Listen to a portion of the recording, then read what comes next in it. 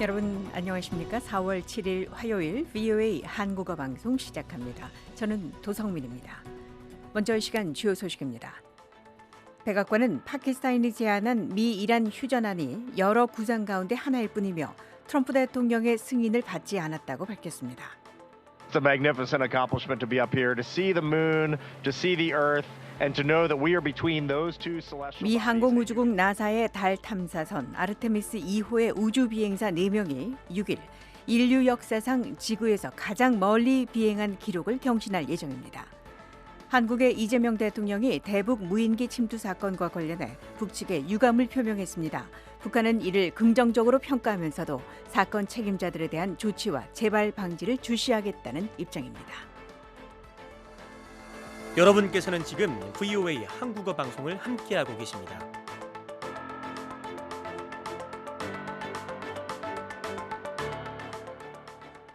백악관은 파키스탄이 제안한 미국과 이란의 휴전안이 여러 구상 가운데 하나일 뿐이며 트럼프 대통령의 승인을 받지 않았다고 밝혔습니다. 트럼프 대통령은 이란이 호르무즈 해협 봉쇄를 중단하지 않을 경우 추가 공격에 나설 수 있다며 협상 타결을 강하게 압박했습니다. 첫 소식 이은경 기자가 보도합니다. 미국 백악관은 6일 파키스탄이 제안한 것으로 알려진 미국과 이란 간 휴전 구상과 관련해 여러 아이디어 가운데 하나일 뿐이며 도널드 트럼프 미국 대통령의 승인을 받지 않았다고 밝혔습니다. 익명을 요구한 백악관 관계자는 이날 VOA에 보낸 성명에서 파키스탄의 계획은 여러 아이디어 중 하나일 뿐이며 대통령은 아직 이를 승인하지 않았다고 말했습니다. 이 관계자는 또 미군과 이스라엘군의 대이란 공동 군사작전인 에픽 퓨리 작전이 계속 진행 중이라고 밝혔습니다. 그러면서 트럼프 대통령이 워싱턴 시각 6일 오후 1시에 예정된 백악관 기자회견에서 관련 입장을 추가로 밝힐 것이라고 전했습니다.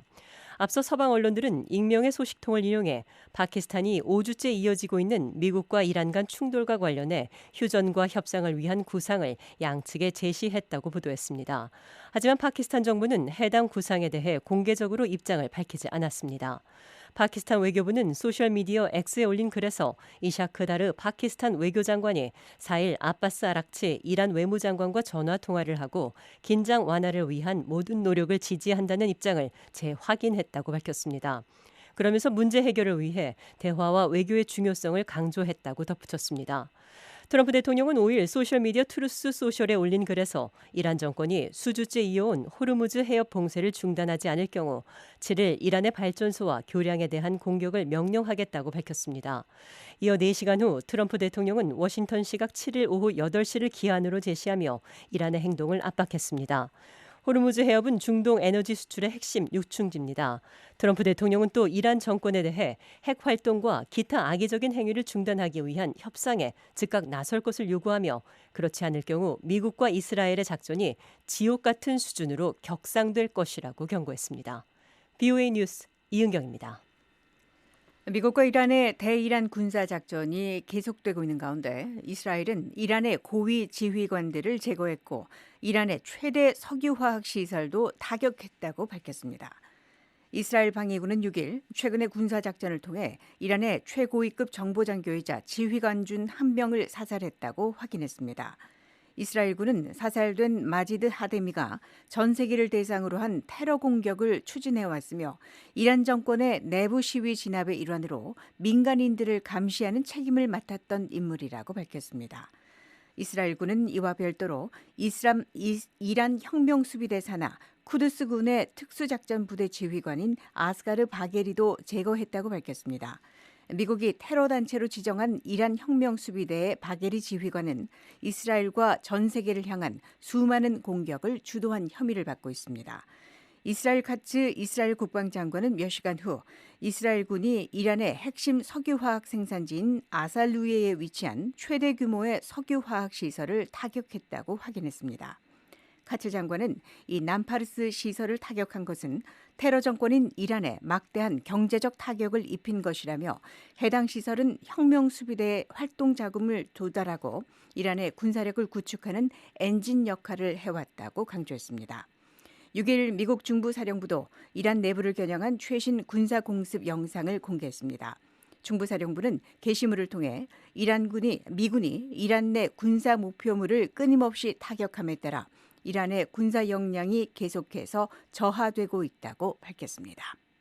This is a magnificent accomplishment. 여기 올라와서 달을 보고 지구를 보고 우리가 이 두 천체 사이에 있다는 것을 느낄 수 있다는 것은 정말 놀라운 성취입니다. 창문을 통해 밖을 보면 그 모습을 확인할 수 있습니다. 지구는 거의 완전히 어둠에 잠겨 있고 달은 거의 완전한 낮을 맞이하고 있으며 이런 광경을 볼 수 있는 유일한 방법은 두 천체의 중간 지점에 있는 것입니다. 정말 이곳에서는 모든 것이 영감을 주는 경험입니다. 나사의 달 탐사 임무에 투입된 우주 비행사의 목소리 들으셨습니다. 미 항공우주국 나사의 아르테미스 2호의 달 탐사 임무에 투입된 우주 비행사 4명이 6일 인류 역사상 지구에서 가장 멀리 비행한 기록을 경신할 예정입니다. 이번 기록은 1970년 아폴로 13호 승무원들이 세운 지구로부터 40만 171km라는 기존 최장거리 기록을 넘어서는 것입니다. 열흘간의 임무 일정 중 이날은 우주선 달 표면에 가장 가까이 근접하는 핵심 일정도 포함되어 있습니다. 미국인 3명과 캐나다인 1명으로 구성된 승무원들은 달 표면 사진을 촬영하고 비행 전 받은 지질학 훈련을 바탕으로 관측 내용을 설명하게 됩니다. 아르테미스 2호는 50여 년 만에 우주 비행사들을 다시 달로 보내는 첫 번째 임무입니다. 저희 방송은 인터넷으로 언제든지 청취하실 수 있습니다. 저희 방송을 다시 듣기 원하시는 분은 인터넷 웹사이트 주소 www.voakorea.com으로 접속하시면 됩니다. 여러분의 많은 애청 부탁드립니다. 한국의 이재명 대통령이 대북 무인기 침투 사건과 관련해 북측에 유감을 표명하며 제도 개선을 지시했습니다. 북한은 이를 긍정적으로 평가하면서도 사건 책임자들에 대한 조치와 재발 방지를 주시하겠다는 입장을 밝혔습니다. 장양희 기자의 보도입니다. 이재명 한국 대통령은 6일 청와대에서 열린 국무회의를 통해 최근 발생한 대북 무인기 침투 사건과 관련해 북측에 공식적인 유감의 뜻을 표명했습니다. 이 대통령은 비록 우리 정부의 의도는 아니지만 일부의 무책임하고 무모한 행동으로 불필요한 군사적 긴장이 유발된 데 대해 북측의 유감의 뜻을 표한다고 말했습니다. 이와 관련해 김여정 북한 노동당 중앙위원회 부의장은 이날 북한 관영 조선중앙통신을 통해 발표한 담화에서 대통령이 직접 유감의 뜻을 표하고 재발 방지 조치를 언급한 것은 대단히 다행스럽고 스스로를 위한 현명한 처사라고 우리 정부는 평가한다며 우리 국가 수반은 이를 솔직하고 대범한 사람의 자세를 보여준 것으로 평가한다고 말했습니다. 앞서 지난 1월 북한 조선중앙통신은 한국 측 무인기를 격추했다고 주장하며 처음으로 이 사건을 외부에 알렸습니다. 이후 한국 정부는 군경 합동조사 태스크포스를 구성해 수사하는 과정에서 북한 무인기 침투 사건에 연루된 국가정보원 직원 1명과 군장교 2명을 검찰과 군검찰에 불구속 송치했습니다. VOA 뉴스 장량입니다. 미국과 한국 당국이 6일부터 다음 달 1일까지 한국 전쟁 당시 동해로 추락한 군용 항공기의 탑승자 유해를 찾기 위한 조사에 착수한다고 한국 국방부가 밝혔습니다. 한국 국방부는 6일 보도자료를 내고 한국의 유해 발굴 감식단과 미국 전쟁포로 실종자 확인국 DPAA가 공동으로 실시하는 이번 조사는 강원도 강릉시와 양양군 일대에서 진행되며 오는 8월 계획된 두 기관 간의 공동 수중 조사에 앞선 준비 단계라고 밝혔습니다. 한국 국방부에 따르면 이번 조사 범위는 1952년 2월 강원도 양양군 인근 해상에서 발생한 전투기 추락 사고와 10월 강릉 인근 해상에서 추락해 실종자 17명이 발생한 수송기 사건입니다.